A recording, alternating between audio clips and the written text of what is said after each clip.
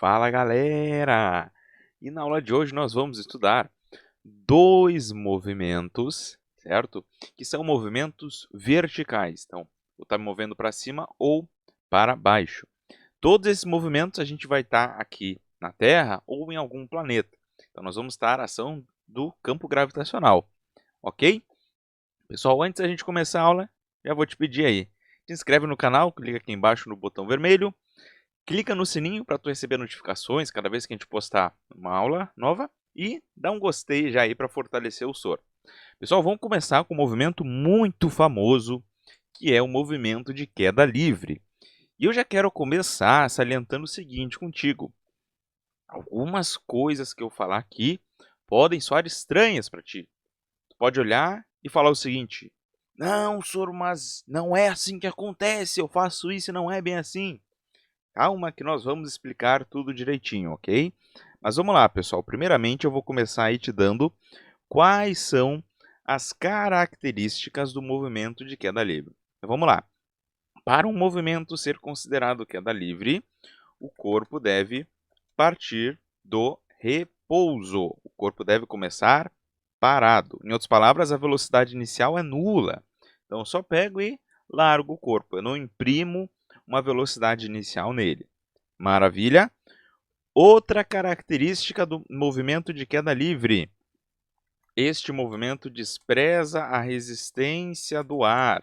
E, na verdade, qualquer força de atrito com o ar que tiver, nós não consideramos aqui no movimento de queda livre.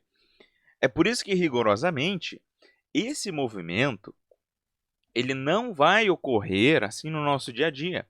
Porque no nosso dia a dia nós temos a presença do ar atmosférico, nós temos a resistência do ar. Então, no nosso dia a dia, não é bem a queda livre que acontece. Maravilha? Outra característica essencial da queda livre: todos os corpos estão sujeitos à mesma aceleração. Símbolo G. Todo corpo caindo em queda livre está sujeito à mesma aceleração. Essa aceleração, cujo símbolo é G, é a aceleração da gravidade do planeta. Cada planeta, pessoal, tem a sua própria aceleração da gravidade. Isso depende de alguns fatores, como, por exemplo, a massa do planeta e o tamanho do planeta também influencia. Quando a gente aprender lá a gravitação, a gente vai estudar isso melhor. Mas agora, tu tem que saber que cada planeta tem a sua própria aceleração da gravidade. Ok? Vou te dar aqui o principal exemplo.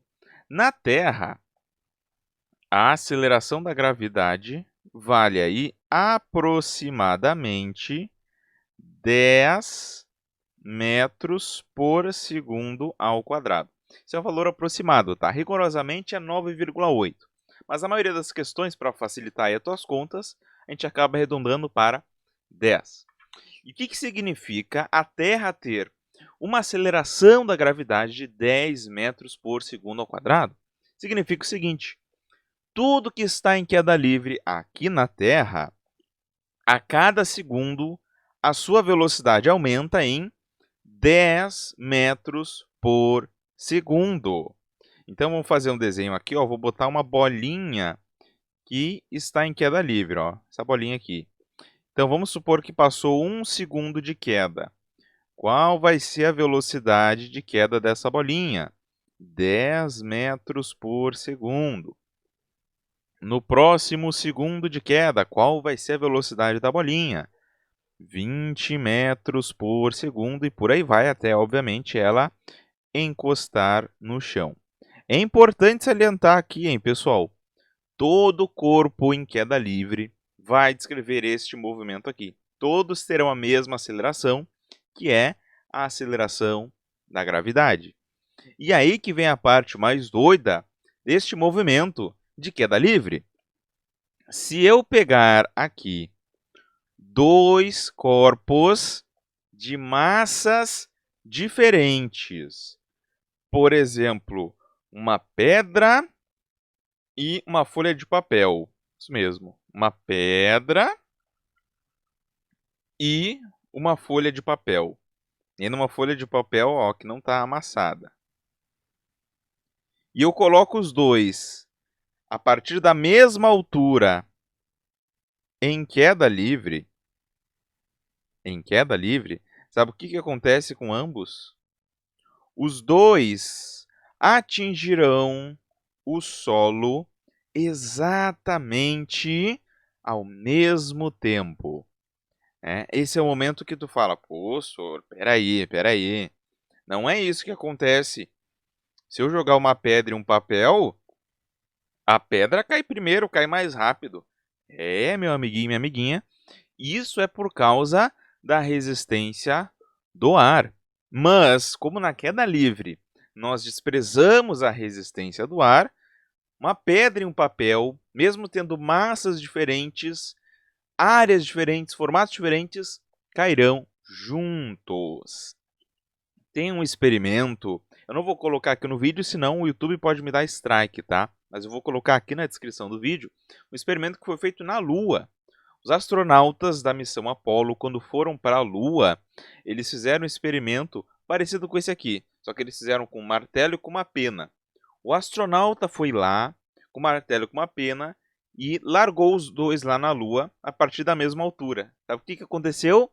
Eles caíram juntos, caíram ao mesmo tempo. Isso acontece porque na Lua a gente praticamente não tem atmosfera, não tem ar ali. Então o movimento dos corpos caindo na Lua é praticamente um movimento de queda livre. E é justamente isso que acontece. Maravilha isso? Então, pessoal, isso que é o movimento de queda livre. Beleza? E sintetizando tudo, olha só que interessante agora a analogia que a gente vai fazer. Então, tu nota o que é queda livre. É um movimento em que todos os corpos estão sujeitos à mesma aceleração, que é a aceleração da gravidade. E essa aceleração a gente considera constante aqui. Agora, lembra de aulas passadas. Como é que é o nome que a gente dá ao movimento que tem aceleração constante? Movimento retilíneo e uniformemente variado. Peraí. Sor, tu tá me dizendo que a queda livre é um MRV? Aham, meu amiguinho. É exatamente isso. A queda livre nada mais é do que um MRV, só que ocorrendo na direção vertical. Sim, exatamente isso. Todas as propriedades que tu aprendeu sobre o MRV valem também para a queda livre. Todas, absolutamente todas. As equações que tu usa, as mesmas equações. A função horária da posição, função horária da velocidade, Torricelli. As mesmas equações do MRV tu pode usar aqui na queda livre, pois na verdade são os mesmos movimentos. Um é a aplicação do outro. A única diferença aqui, o único porém, é que tu vai ter que fazer algumas adaptações quando tu for usar as equações. Por exemplo, quando tu tinha o A nas equações do MRV que indicava a aceleração, tu vai colocar no lugar o G de gravidade. A aceleração vira a aceleração da gravidade. E quando tu tinha D de distância percorrida, ou ΔS tu usava, tu vai trocar por H de altura.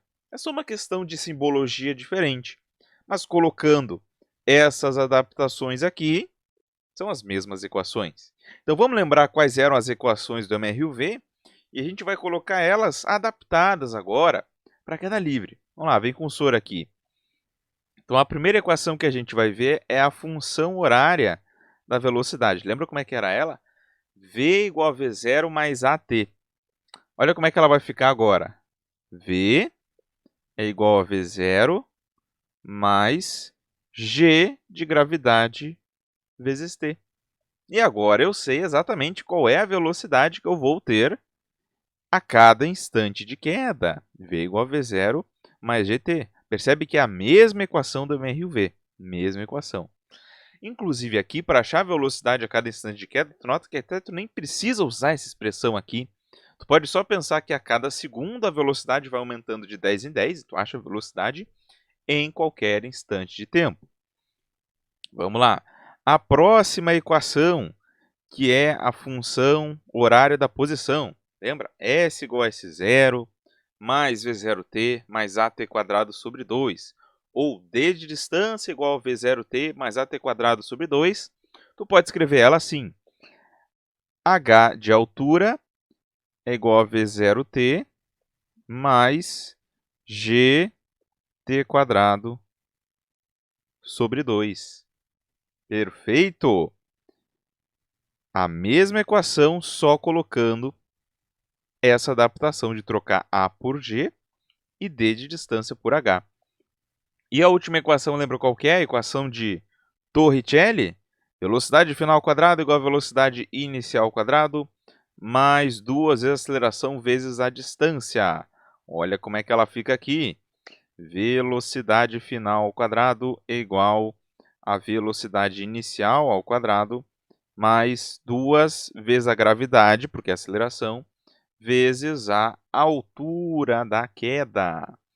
Então aí, pessoal, essas são as equações da queda livre. Na verdade verdadeira, eu não quero que tu grave essas equações, porque elas são as mesmas equações do MRUV, só fazendo essas adaptações.